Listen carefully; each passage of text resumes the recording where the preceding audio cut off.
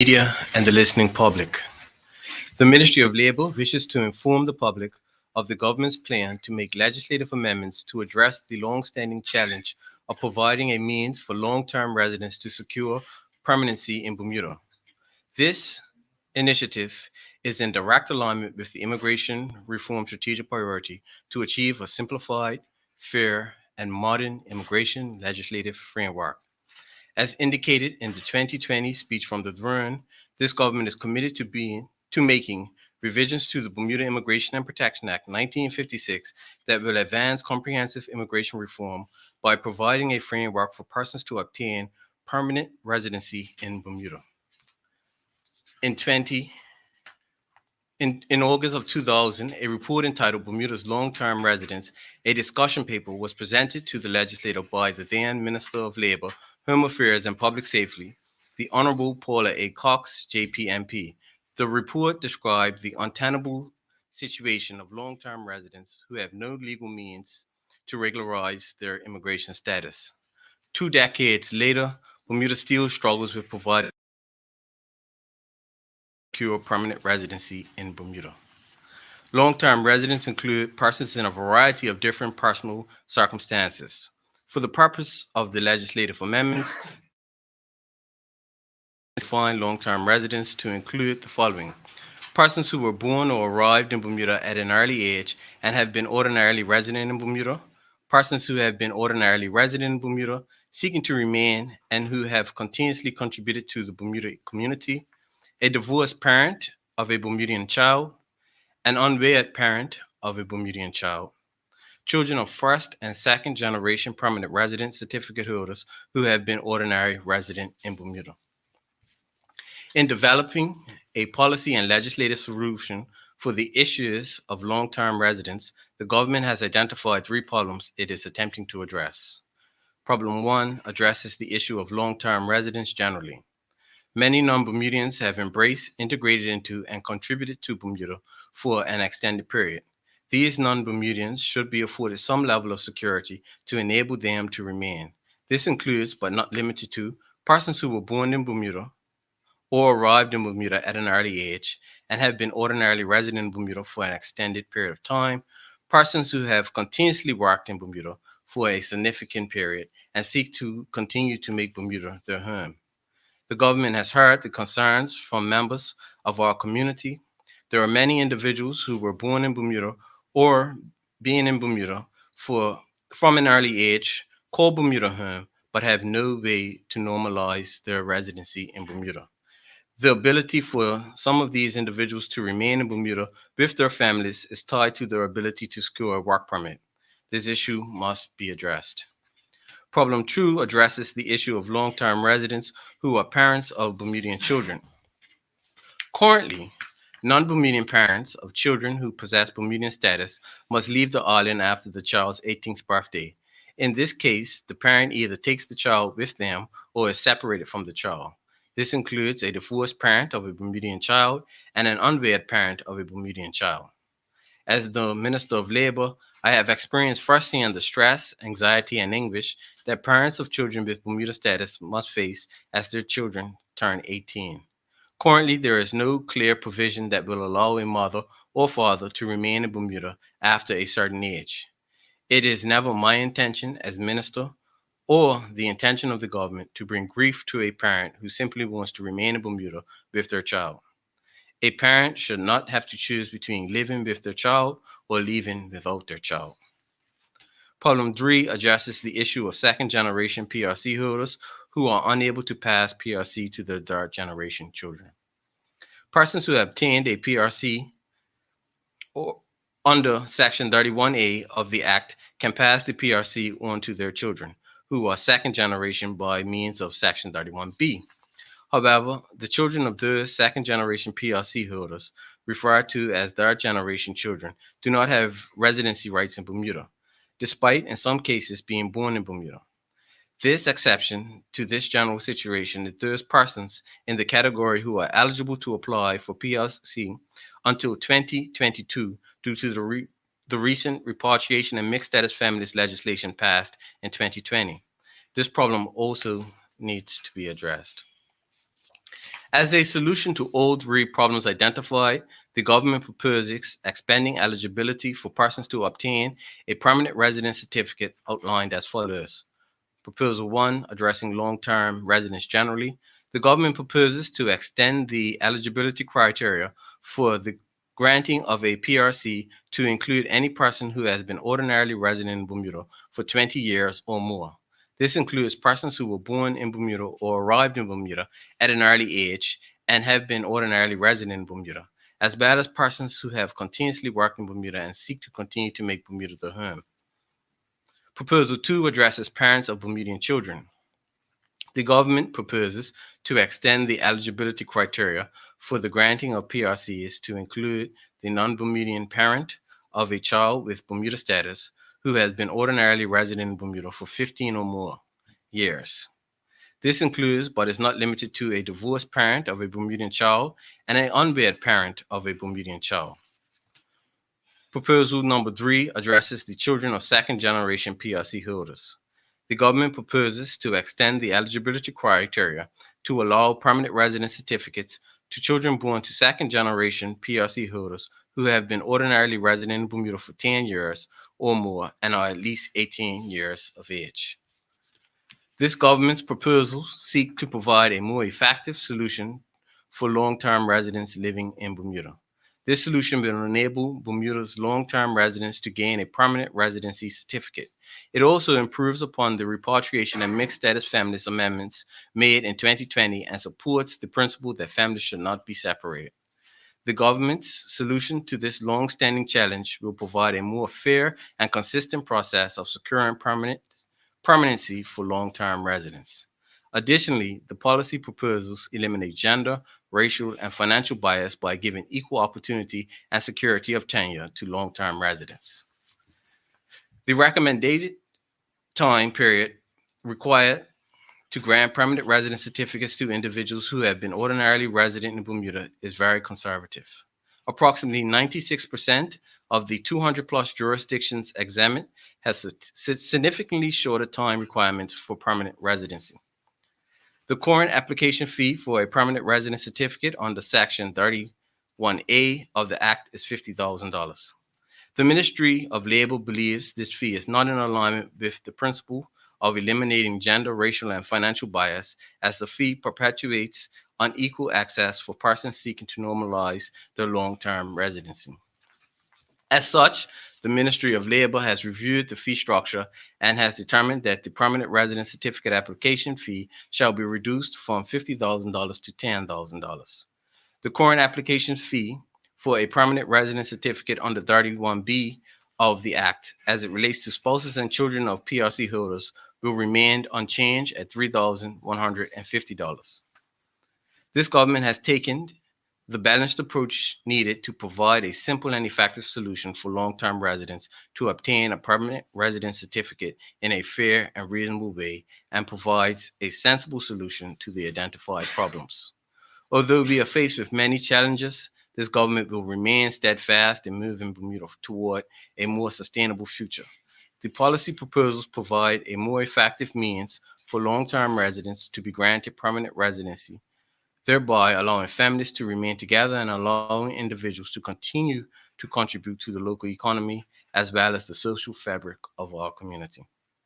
Finally, the government will shortly release a position paper on long-term residents to formally articulate the government's position as I have described today. Simply put, the granting of permanent residence certificates to long-term residents is the right thing to do. Thank you. The Minister of Finance will now discuss the economic realities facing Bermuda and the critical role of immigration. After those remarks, we'll take questions from the media. Good afternoon. I will start my remarks by thanking healthcare workers for all that they have done and continue to do in the midst of a global pandemic. Thank you for your courage, your dedication, and your persistence. Congratulations to Somerset Cricket Club for winning Cup Match 2021. And congratulations to both clubs, as well as the organizers, for your performance and for your dedication to the sport. I thank the Minister of Labor for inviting me to join him today. Immigration is a key issue in many countries. This is in part because rates of net inward migration into developed countries has been rising over the course of the last 2 decades, according to the Organization of Economic Cooperation and Development, the OECD.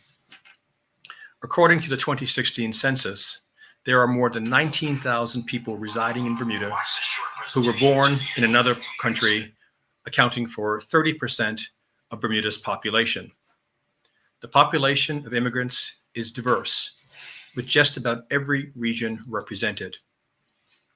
In the ongoing discussions about immigration policy in Bermuda, the impact of long-term residence on the economy has been a central point of disagreement. Because there are many perspectives, successive Bermuda administrations have adopted a piecemeal approach to resolving the status of such persons in Bermuda. The notion that the government can pursue international economic openness by insulating the economy from changes to immigration law is incorrect. Ignoring this fact demonstrates why it is important to accurately identify the current state. As with all residents, long-term residents add to the labor supply. They consume goods and services, thereby creating jobs. In other cases, they are job creators. More importantly, they are our friends, our families, our neighbors, people we see and interact with on a regular basis. For decades, a gap exists between those who are able to obtain a permanent resident certificate and those who fall under the category of long-term residents, as highlighted earlier by the Minister of Labor. The examples of inconsistent immigration policies are confusing, uncertain, and risk-averse. We have an opportunity to transition to a more inclusive society by prioritizing our social values in the same way we prioritize other aspects of our economic model to address societal differences. Bermuda's birth rate has not kept up with the aging population, and so our future prosperity depends significantly not only on attracting new job makers to Bermuda, but also on how we successfully integrate all residents into our society. The population of 65 years and older will represent 1/4 of the population by 2026, according to the 2016 report on Bermuda's population projections, published by the Department of Statistics.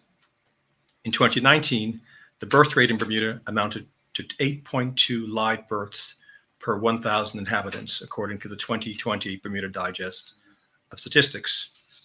In that context, together with the government's aspiration to rebuild the economy in a manner which is consistent with its economic recovery plan, now is the time to accelerate immigration reform for long-term residents, with 3 areas identified by the Ministry of Finance together with our widely recognized specialists on international economics, the Fiscal Responsibility Panel, as follows: rising healthcare costs, rising costs of support for the elderly, and the underfunding of pension schemes. In the language of finance, it matters a great deal whether long-term residents play complementary roles in the local economy. As for other residents, our revenue model makes little distinction between a Bermudian and other categories of workers. We need to eradicate the notion that we are incapable of transforming beyond this state. Against this background, the government of Bermuda considers that a growth-oriented immigration policy should not be limited to policies related to the entry of new persons into a country. A growth-oriented immigration strategy should also consider persons who have already made their homes in Bermuda.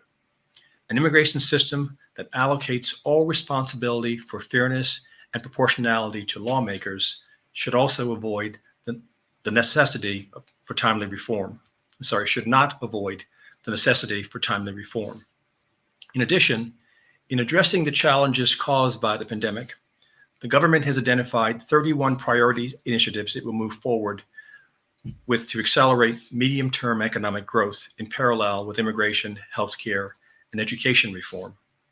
Led by the Cabinet Office, the Economic Recovery Plan will be coordinated by a new team reporting to the Cabinet Committee on Economic Development and the Premier. Work is ongoing to stand up this team. The government is working with key stakeholders to assist in the staffing of a project management office who will oversee the execution of the Economic Recovery Plan.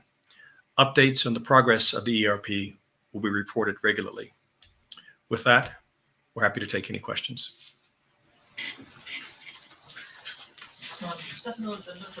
Sorry, if you have questions, you got to step up to the mic. Okay. Right here? No, right here. Right here.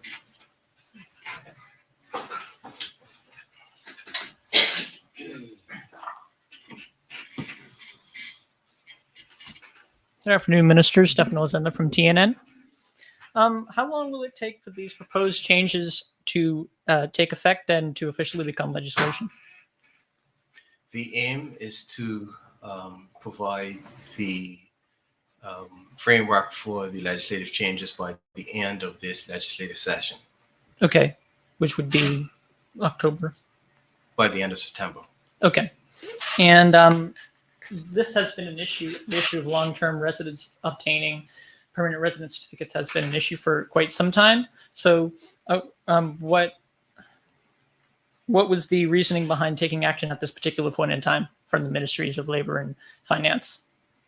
Well, certainly this was a Durham speech initiative, but what we will say is a lot of work has been done since the year 2000, when the initial discussion paper regarding long-term residence was actually produced. We then had the work of the Immigration Reform Working Group, who actually provided recommendations. And so we are in a different space economically than we were in the past. The issue has not gone away. We've made a decision that we're not going to continue to kick the can down the road. And as a result, we're going to address the issue head on. Thank you very much.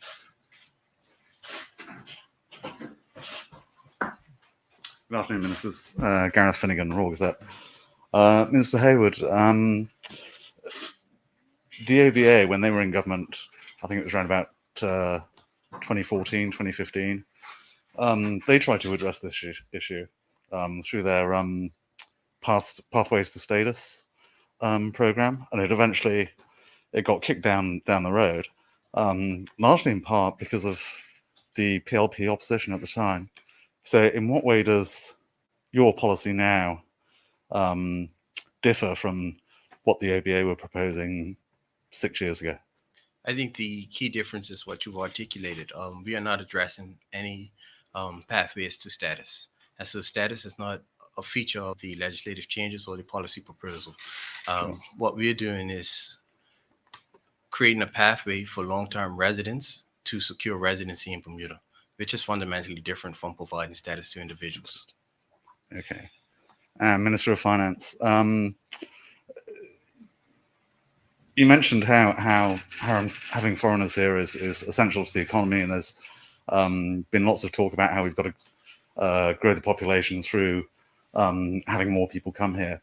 But in what way does giving permanent residency to people who would normally be here for an extended period of time, does that in any way, could it in any way put a burden on the economy, in the sense that long-term residents would be here throughout their working lives, and then say get to 60, 65 and retire and go back home, whereas now they're going to be able to stay in Bermuda for the rest of their lives and into retirement, and then they wouldn't be so much contributing to the economy, but perhaps some would say sort of putting a drain on it. Well, I would say, Gareth, that in light of the economic challenges that we're facing today, I'm moved to try to ensure that we maintain, at a minimum, the population that we have today. Inasmuch as there are productive people who are working, contributing to the economy, who have their status somewhat up in the air, I'm minded to provide greater clarity for those individuals who want to stay. It is difficult to run an economy, to run a government infrastructure with a shrinking population, especially if we're intending to maintain a certain level of service. And so inasmuch as we want to maintain a standard of living, a quality of living, we need to ensure that persons who are here, who want to be here, have a way of staying here legitimately. Okay. Thank you, Ministers. Can I just ask some other questions on other issues? Would that be okay? Well, this issue is this discussion. This press conference is on immigration. Right. Is related to that, I just have one question for Minister Hayward. You extended the moratorium on work permits last week. What systems, and it's been now going on for 6 months, 9 months, what systems do you have in place to show that this is actually working and that Bermudians are getting these jobs? And so through the Department of Workforce Development, we're able to better pair individuals with job opportunities that exist. We can also monitor the referral system that comes from through the Department of Workforce Development. I believe in a previous press conference, I indicated that over 300 jobs have been gained through the referral system, the DWD referral Sure. system on the job board. And I believe that's a direct result of us creating capacity for those individuals to be absorbed into the job market. Moving forward, we have formed a working group with the Chamber of Commerce, and we will collectively work with businesses and industry to ensure that the policies that we're putting in sense make sense, that there is an adequate match for the supply and demand of labor in the country. Would you be able to provide statistics on that? I think I asked you perhaps a month or two back if we could get some updated figures on unemployment rates and if it's coming down, or if at the very least more jobs are being created. Could we get some information on that, do you think? There has been a commitment from the government to provide more timely labor market indicators. And so as those numbers come out, I'll be happy to share them with the public. Thank you, Minister. Thank you, Minister.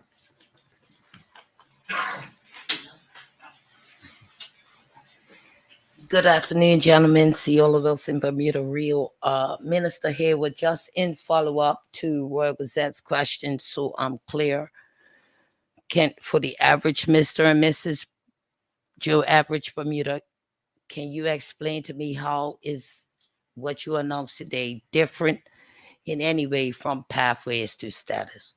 So what the OBA administration was attempting to do was create a bridge for individuals to get Bermuda status.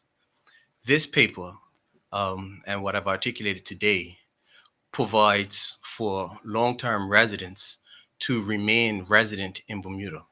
At this point in time, there is no legal way for a long-term resident to remain resident in Bermuda outside of continuously obtaining a work permit.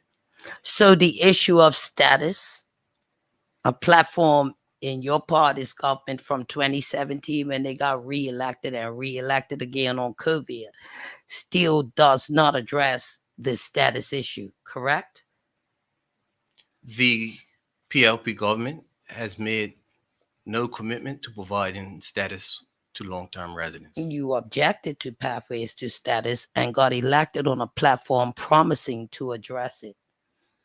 Hasn't happened yet, correct? What we are attempting to address is immigration reform. So, and what I articulated in a previous statement was the 4 strategic priorities that we'll focus on.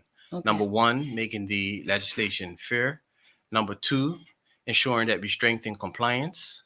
Number 3, utilizing immigration to support economic growth and development. And number 4 would be improving the technology utilization within immigration to ensure that we have more digitized and automated processes. So technically, admittedly, while you're the newly appointed minister, we've had a few years of a previous minister who was terminated for something as simple as this. Why has it taken so long? I don't understand the nature What of I'm the saying question. is the children of people, the parents of people, it's been an issue for decades under 3 administrations. Why has this taken so long? And so the first step was underneath the previous minister, Minister Keynes, who did put legislative amendments to address mixed status families. However, those legislative amendments still left gaps in terms of areas of coverage. And I think this is the This natural closes those gaps. this is the natural second step. So yes, where we've identified some gaps regarding parents of Bermudian children in particular, where they're still asked to leave after the child turns the age of 18 and there's no legal way for those individuals to remain. I believe that the solution that we've put in place will clarify that problem moving forward. And last question for you, off the top of my head, you mentioned a reduction of fees from X dollars down. What was the reasoning behind that? And so the way in which one receives a PRC is through job makers as it currently stands.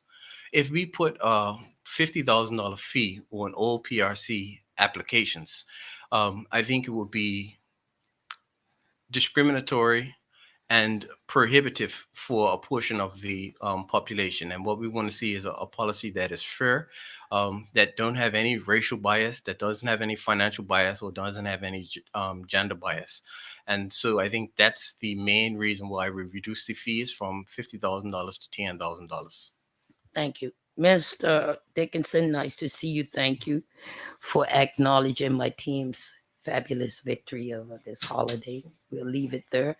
Off the top of my head, you mentioned that you have some new economic advisory team. How is that different from the COVID or the other economic team that was announced during all of this pandemic?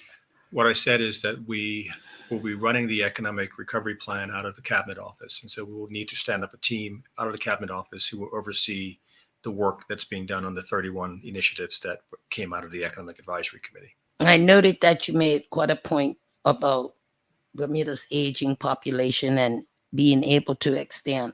Would you say, in your opinion, humbly, whether or not this country is ready for the tsunami of healthcare issues related to elderly in this country, especially at a time when senior homes are running at least $5,000 a month with a waiting list? I think there's a general acknowledgement of the challenges that we face with our aging population.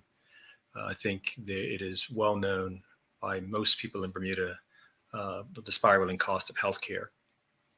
It's well known that those costs extend into persons' later years, and that they have to find ways of making accommodation for that. There's certainly been something that the government has been highlighting over the course of the last my almost 3 years in this role. So I would suspect that generally people understand, if not through their own personal experiences, but folks in their family.